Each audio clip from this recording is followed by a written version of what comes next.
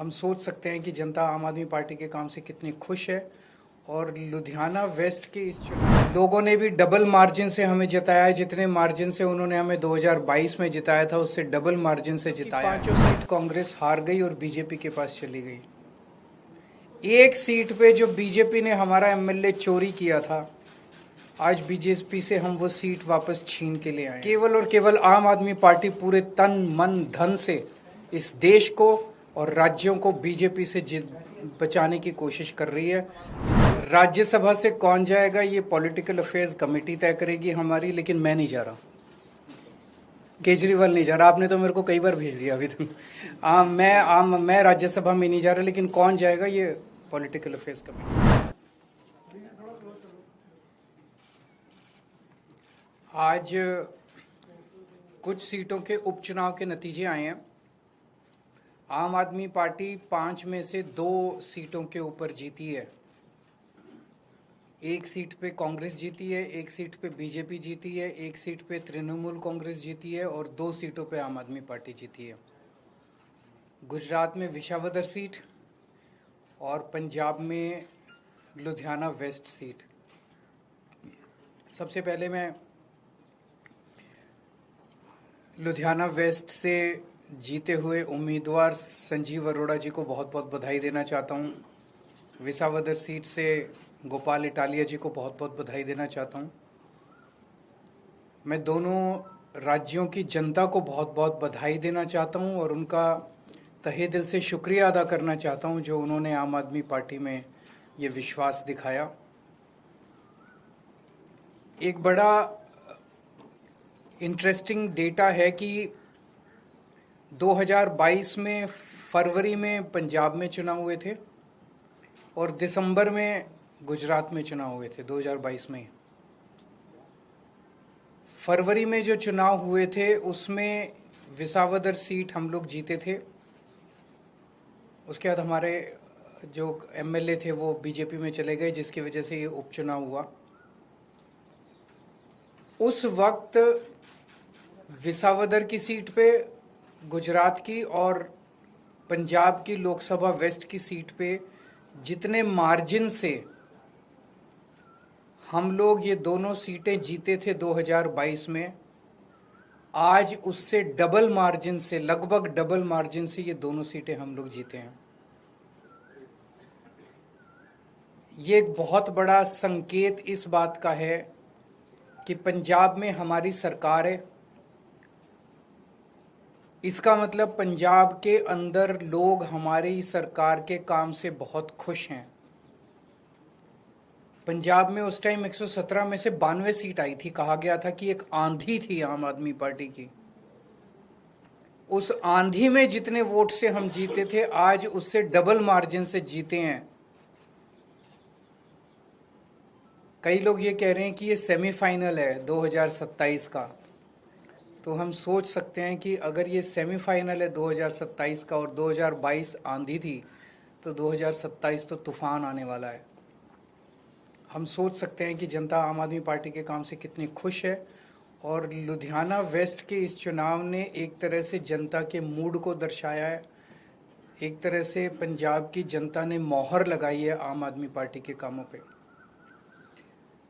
विसावदर के लोगों ने भी डबल मार्जिन से हमें जिताया है। जितने मार्जिन से उन्होंने हमें 2022 में जिताया था उससे डबल मार्जिन से जिताया है। अक्सर कहा जाता है कि बाईपोल में रूलिंग पार्टी जो होती है वही जीतती है। गुजरात में रूलिंग पार्टी बीजेपी है और बीजेपी की तो इतनी पकड़ है शासन के ऊपर, प्रशासन के ऊपर, पुलिस के ऊपर, सारी एजेंसीज उनके पास है। और जिस तरह से साम दाम दंड भेद सारे तिगड़म लगा के बीजेपी चुनाव लड़ती है, उनसे गुजरात के अंदर चुनाव लड़के जीत पाना तो बहुत मुश्किल है। तो अगर डबल मार्जिन से लोगों ने ये वोट दिया हमें, तो ये दिखाता है कि गुजरात के लोग अब 30 साल के बीजेपी के कुशासन से कितने ज़्यादा त्रस्त हो चुके हैं और अब जनता अपनी आवाज़ उठाने वाली है। जनता ने अपनी आवाज़ उठानी शुरू कर दी है। और ये दिखाता है कि आम आदमी पार्टी की पॉलिसीज के ऊपर और आम आदमी पार्टी ने जो पंजाब और दिल्ली में काम किया उसके ऊपर गुजरात की जनता ने भरोसा दिखाया है। आम आदमी पार्टी पे भरोसा दिखाया, आम आदमी पार्टी की लीडरशिप पे भरोसा दिखाया है। तो गुजरात में अब बीजेपी की से तंग आ चुके हैं और आम आदमी पार्टी लोगों के लिए एक उम्मीद है। 2022 के चुनाव में कांग्रेस को 17 सीट मिली थी गुजरात में, आम आदमी पार्टी को 5 सीट मिली थी। पिछले 3 साल में कांग्रेस के 5 एमएलए छोड़ के चले गए बीजेपी में, आम आदमी पार्टी का 5 में से 1 एमएलए छोड़ के गया बीजेपी में। इन 5 सीटों पे जो कांग्रेस के छोड़ के गए थे पिछले साल चुनाव हुए थे, 5 की 5 सीट कांग्रेस हार गई और बीजेपी के पास चली गई। एक सीट पे जो बीजेपी ने हमारा एमएलए चोरी किया था, आज बीजेपी से हम वो सीट वापस छीन के ले आए हैं। इससे ये दिखाता है कि गुजरात के अंदर टक्कर सीधे बीजेपी और आम आदमी की पार्टी के बीच में है। अभी भी 2 सीटों पे चुनाव हुए, 1 सीट बीजेपी जीती है, 1 सीट आम आदमी पार्टी जीती है। और ये दोनों जगह चुनाव कांग्रेस और बीजेपी मिलके लड़े। अब कांग्रेस का स्टेटस सभी राज्यों के अंदर एक ही रह गया है, बीजेपी के हाथ की कठपुतली बनके बीजेपी को जिताने की कोशिश करना। विसावदर के अंदर जिस तरह से कांग्रेस ने, दिल्ली के अंदर सबने देखा जिस तरह से कांग्रेस ने बीजेपी की मदद की, विसावदर के अंदर जिस तरह से कांग्रेस ने बीजेपी को जिताने के लिए पूरी एड़ी चोटी का पसीना लगा दिया। पूरी की पूरी कांग्रेस की लीडरशिप, टॉप लीडरशिप जो है वो बीजेपी की जेब में बैठी है, बीजेपी के हाथ की कठपुतली है। एक कांग्रेस का आम कार्यकर्ता बीजेपी को हराना चाहता है, एक कांग्रेस का लोकल लीडर अब बीजेपी को हराना चाहता है, लेकिन कांग्रेस की टॉप लीडरशिप वो देखता है कि वो सारी की सारी बीजेपी की गोद में बैठी है, बीजेपी की हाथ की कठपुतली है, बीजेपी की जेब में है। तो आज मैं इस मंच के माध्यम से कांग्रेस के आम कार्यकर्ताओं को भी कहना चाहता हूं कि कांग्रेस से उम्मीद मत करना कि वो कभी भी बीजेपी को हराएगी। उनकी बहुत कोजी रिलेशनशिप है टॉप पे। केवल और केवल आम आदमी पार्टी पूरे तन मन धन से इस देश को और राज्यों को बीजेपी से बचाने की कोशिश कर रही है। जो अच्छे कार्यकर्ता है कांग्रेस के वो सब छोड़ के आम आदमी पार्टी में आ जाओ।